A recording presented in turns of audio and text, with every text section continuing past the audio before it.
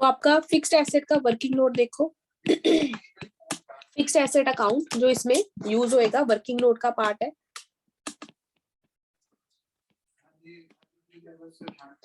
तो सबसे पहले आपका ओपनिंग बैलेंस दिया जाएगा क्वेश्चन में, टू बैलेंस ब्रॉट डाउन। तो ये आपका ओपनिंग बैलेंस गिवन होएगा क्वेश्चन में। क्लोजिंग बैलेंस भी गिवन होएगा by balance carry down. Closing balance. इसके अलावा आपको इंफॉर्मेशन गिवन होएगी एडिशनल इंफॉर्मेशन में। तो पहले आपको क्वेश्चन दिया जाएगा और नीचे एडिशनल इंफॉर्मेशन दी जाएगी। तो एडिशनल इंफॉर्मेशन में या तो डेप्रिसिएशन की इंफॉर्मेशन दी जाएगी एंड देन सेल की इंफॉर्मेशन दी जाएगी। तो फिक्स्ड एसेट के ऊपर डेप्रिसिएशन, बाय डेप्रिसिएशन। अगर डेप्रिसिएशन है तो आपका बाय साइड पे आएगा और अगर सेल है तो बाय बैंक सेल।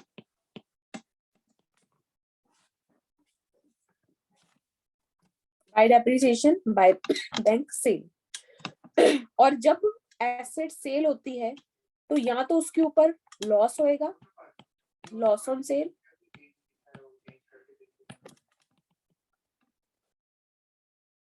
या फिर उसके ऊपर प्रॉफिट होएगा, profit on sale, profit and loss account,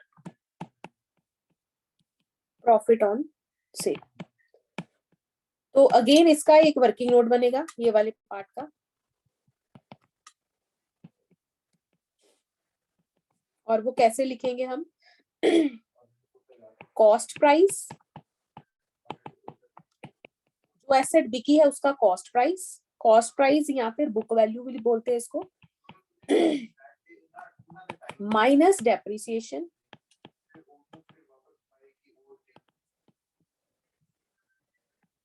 नहीं इसको बुक वैल्यू रहने दो, ये आपकी आ जाएगी रिटर्न डाउन वैल्यू या फिर बुक वैल्यू। कॉस्ट में से डेप्रिसिएशन जब माइनस होगी तो आपकी return down value, book value आ जाएगी। और इसको आप कंपेयर करोगे सेल वैल्यू के साथ, ठीक है। तो अगर सेल वैल्यू ज्यादा है, if sale value is more than book value, तो आपका प्रॉफिट आएगा। If sale value is less than book value तो आपका लॉस आएगा एंड अकॉर्डिंगली वो ऊपर चले जाएंगे। तो ये वर्किंग नोट आपका प्रॉफिट या लॉस कैलकुलेट करने के लिए बनाया जाए, ठीक है। और फिर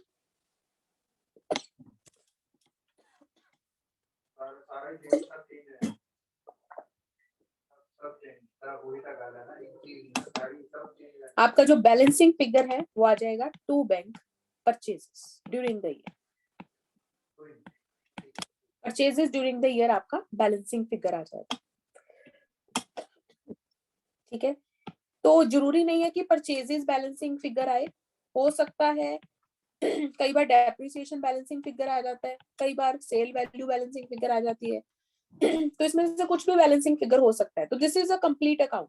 तो जो मिसिंग होएगा बस यही इंफॉर्मेशन है, आपने इस इंफॉर्मेशन को फिल करके जो मिसिंग होएगा उसको निकाल लेना है, ठीक है। तो यूजुअली परचेजेस आपकी बैलेंसिंग फिगर होती है, बाकी आपको सारा कुछ गिवन होता है, ठीक है। तो बस इतना ही वर्किंग नोट इसमें बनता है। उसके बाद इसके एडिशनल नोट्स देखो। Note number 1,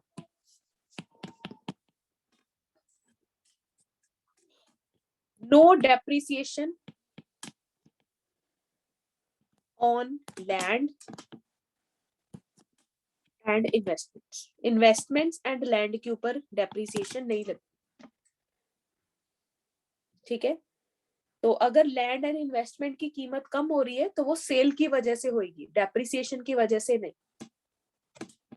number 2, for all other assets, for all other assets, all other asset कौन? Except land and investment.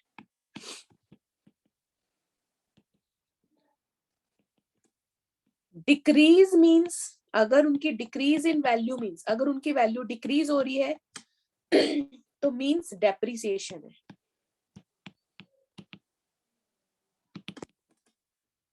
ठीक है, in absence of information.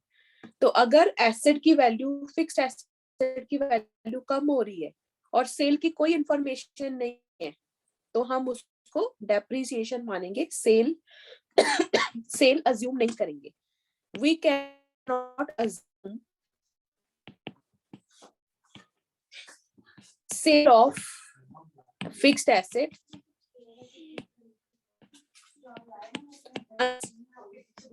Given in question. जब तक हमें वो खुद ना कहे कि सेल हो रही है, हम लेकिन इन्वेस्टमेंट तो आपको डिक्रीज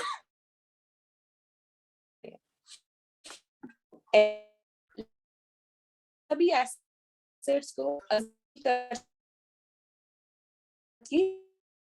वो सेल हो रही है।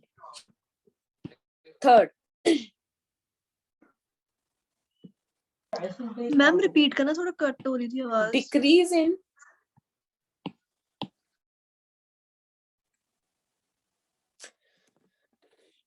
अगर आपकी फिक्स